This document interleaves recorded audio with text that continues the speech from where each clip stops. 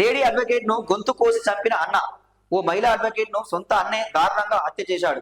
తల్లి పేరిట ఉన్న 10 ఎకరాల పొలం విషయంలో గొడవపడిన అన్న రాయితో దాడి చేసి ఆ తర్వాత కత్తితో గొంతు కోసి చంపేశాడు.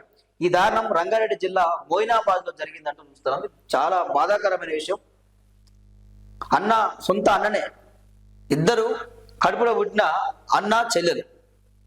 గొడవ ఎందుకు వచ్చింది, ఏమైందంటే ఒక 10 ఎకరాల పొలం పంచాయతీ విషయంలో వీళ్ళకి గొడవ వచ్చింది. సో వాళ్ళ అమ్మ పేరు మీద 10 ఎకరాల పొలం ఉన్నది. ఈమె అడ్వకేట్ స్వప్న, వాళ్ళ అన్న రాజు.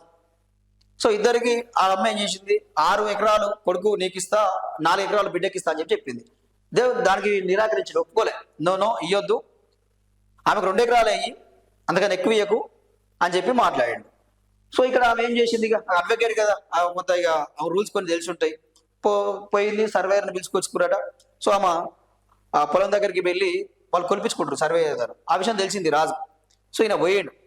సో పోయి గొడవ పడుతున్నాడు. ఇక అడ్డట నువ్వు కొలిపించుకుంటావు, అది కాదు, నీకు 2 ఎకరాలు ఇస్తావు, నీకు ఇయ్యము అని చెప్పి గొడవ పెడుతున్నాడు. మాట పెరిగింది. సో మాట పెరిగింది. అక్కడ గ్రామస్తులు కూడా ఉన్నారు. మాట పెరిగినంతో కోపంతో ఆయన రాయి తీసుకొని ఆమె దాడి చేసిండు, రాయితో కొట్టిండు.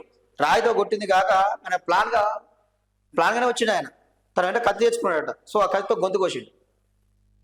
సో అక్కడికక్కడ మరణించింది. ఇక్కడ అడ్వకేట్ల మీద ఇక్కడ సొంత వాళ్ళు దాడులు చేసుడు, ఇక్కడ బయట కూడా రక్షణ లేకుండా పోయింది. ఈరోజు అడ్వకేట్ల మీద బతికంగా దాడులకు దిగుతా ఉన్నారు, కొట్టి చంపుతా ఉన్నారు. చాలా దారుణమైన విషయం. నీకు సోయిందారా ఏమన్నా? ఆ చెరక కోసం నీ సొంత చెల్లిని చంపుకుంటావా?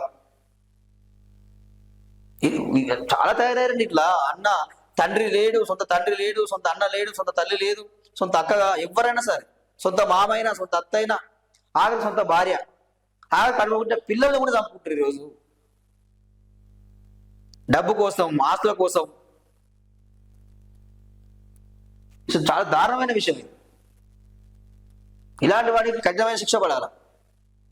అందరూ కూడా ఏమో ఆల్రెడీ ప్రాక్టీస్లో ఉన్నది. తెలంగాణలోని అక్కడ ఉన్న అడ్వకేట్లు అందరూ కూడా నిరసన వ్యక్తం చేశారు. స్వల్పంగా న్యాయం జరగాలని చెప్పి వాళ్ళు డిమాండ్ చేయడం చూస్తా ఉన్నాం.